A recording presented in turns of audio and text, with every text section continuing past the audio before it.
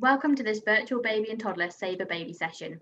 I'm Jen and this is Ellie, and we're the volunteer co-chairs of the Royal Lifesaving Society's Surrey branch.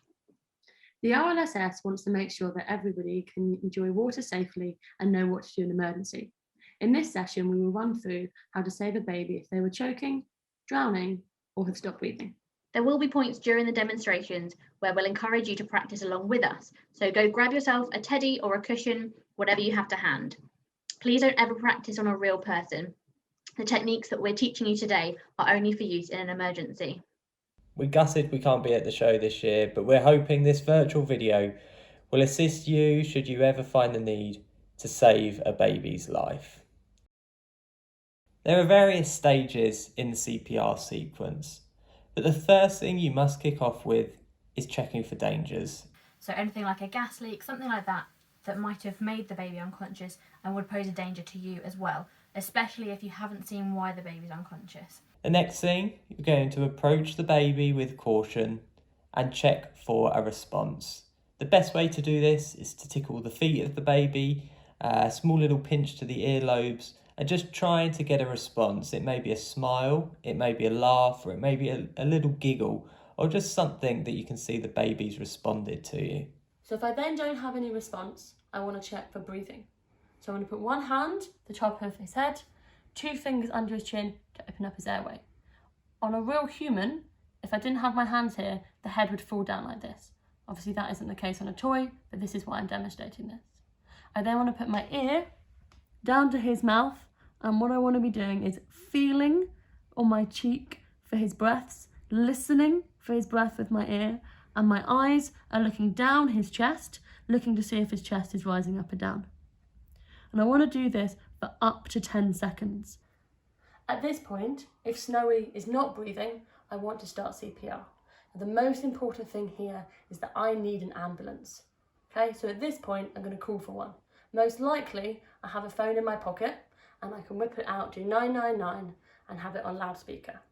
If there is someone around me, so a member of family, a friend, I can ask them to call 999, asking them to stay in the room with me so they always know what's going on, so we can communicate that to the ambulance. If, for example, I have no phone on me, so I don't have my phone, so I'm in the middle of nowhere, I've got no signal, at this point I want to start CPR for 1 minute and then I would go and get help.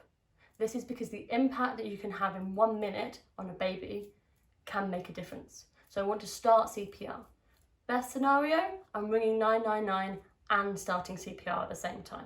We know the baby's not breathing, and at this age is more likely to be because of the breathing than because of a heart problem. So we're going to start by putting some rescue breaths in through the baby's mouth and nose. We want to inflate the lungs, and obviously their lungs are much smaller than ours. So when you're doing the breaths, you only want a small bit of air, a little puff for the cheeks. Okay? You want to open up that airway again, making sure you're only cradling the head gently at the top and have your 2 fingers under the chin to tilt the head back slightly. The airway should be in a nice straight line and open.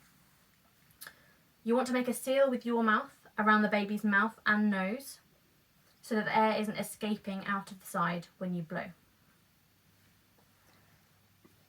1, 2, 3, 4, 5. You can see that I only put a little bit of air in, but you could still see the chest rising and falling. And I came away between each breath to make sure that the breath can escape again. Once you've done those 5, you want to move on to chest compressions.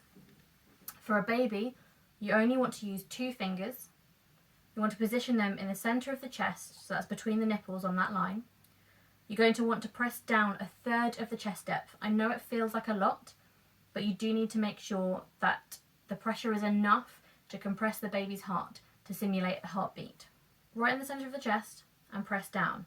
1, 2, 3, 4, 5, 6, 7, 28, 29, 30. In between each one, you could see that my fingers were coming up all the way to allow the chest to expand again.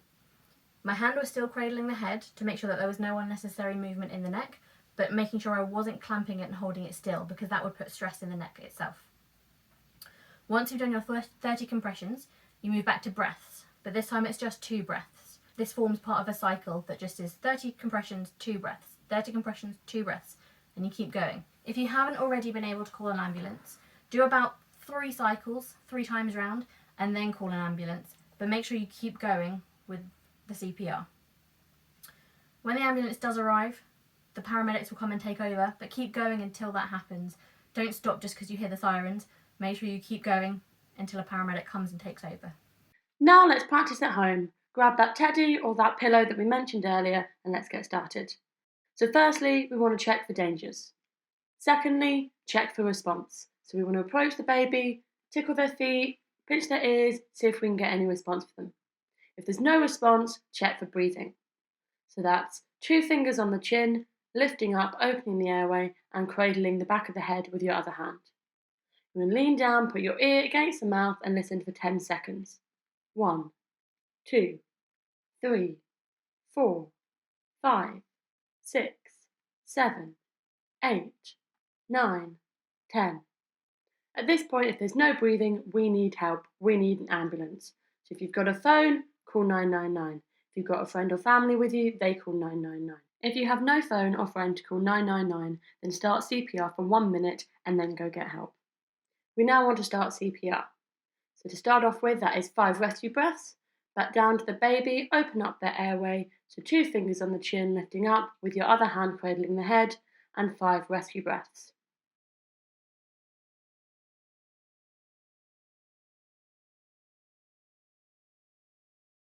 We now want to do 30 compressions. So that's 2 fingers in the middle of the chest, in between the nipples, holding their head to keep the baby still with your other hand, and you want to be doing 30 compressions to the depth of 1/3 of the baby. So 1 and 2 and 3 and 4 and 5 and 6 and 7 and 8 and 9 and 10, 11, 12, 13, 14, 15, 16, 17, 18, 19, 20, 21, 22, 23, 24, 25, 26, 27, 28, 29, 30. And then we're going to go back and do 2 more breaths. So fingers on the chin, lifting up to open the airway. Remember keeping that other hand cradling the head, and 2 breaths. And it's just that puff of air. And then we want to repeat that cycle, 30 compressions, 2 breaths, 30 compressions, 2 breaths, until the paramedic takes over or the baby responds to you.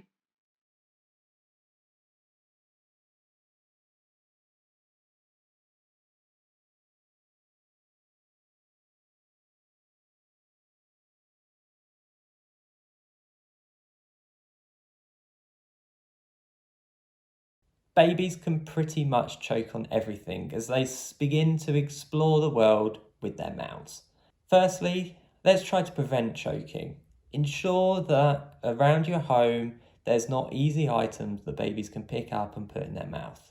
For instance, the change that you may leave on the side. Just have a think, where are you placing these items and could your baby easily reach them? You want to get the baby lying face down on your arm, ensuring that you've got a good hold of the jaw and that you have a firm grip of the baby and the legs are either side of your arm. You're then going to take the heel and the hard part of your hand in between the shoulder blades of the baby and giving it a firm pat forward, ensuring that you're keeping your hand at an angle. You don't want to be hitting the baby with a flat hand because otherwise you'll be hitting it on the head. Ensuring that with a good angle, you're going in between the shoulder blades with a firm push. You're going to do that up to 5 times, and after each time, gently rolling the baby over and seeing if you can see the object. Of course, we never put our fingers into the baby's mouth to try and pierce it out or tweezer it out. You want it to come out naturally. If, in the case, it's not worked, what you're going to do is flip the baby over and you're going to do chest thrusts. Taking 2 fingers into the centre of the baby's chest, again, having the head lower than the bum, you're going to push in with a short burst of power to try and push the object up. Again, after each time, checking to see if the objects come out. Ensuring again that you've got a good, firm grip. If that doesn't work, continue through the cycle. You need to be able to release the object. Basically, you keep going with 5 of each until the blockage has cleared. If the blockage doesn't clear and the baby becomes unconscious, then you put them on a firm surface, whether that's the floor or a table, and you do CPR as we showed you before. If the blockage has cleared, the baby is most likely going to be distressed, and what they're going to need from you is a cuddle. They're going to need some comfort. Make sure if any baby has ever been treated for choking, no matter how many times you needed to do the process, you call an ambulance and you get them checked out at the hospital. We do need to be quite firm when we're doing the process to make sure that we can clear the blockage and make sure the baby can breathe. But obviously they are still quite small and delicate, and it can cause some internal damage, so you need to get that checked out at the hospital. Let's now practice the treatment for choking at home. First of all, put that baby on their front, either your arm or your leg, and we want to do up to 5 back blows using the base of our palm and checking after each blow. 1, check. 2, check. 3, check. 4, check. 5, check. We now want to turn the baby onto their back if the object has not come out of their mouth to do up to 5 chest thrusts. 2 fingers on their chest and again checking after each thrust. 1 and check. 2 and check. 3 and check. 4 and check. 5 and check. We now want to repeat this until the blockage is clear. If at any point the baby becomes unconscious, we then want to begin CPR as per our previous demonstration. The baby should always be examined by a doctor after back blows and chest thrusts have been applied.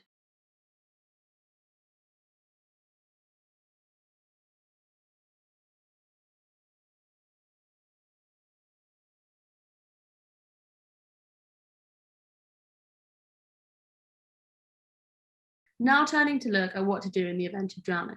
Firstly, take the child out of the water. Secondly, check for response. And then thirdly, start the CPR sequence that we've already gone through. There are lots of things around the home that can be dangerous if you're not careful. These could include a bath with running water or full. These could involve a paddling pool. So the advice here would be to always empty the paddling pool after use and monitor the bath when running and make sure children are not alone with the water. Drownings can happen very, very quickly, so make sure you never ever leave your child unattended around water.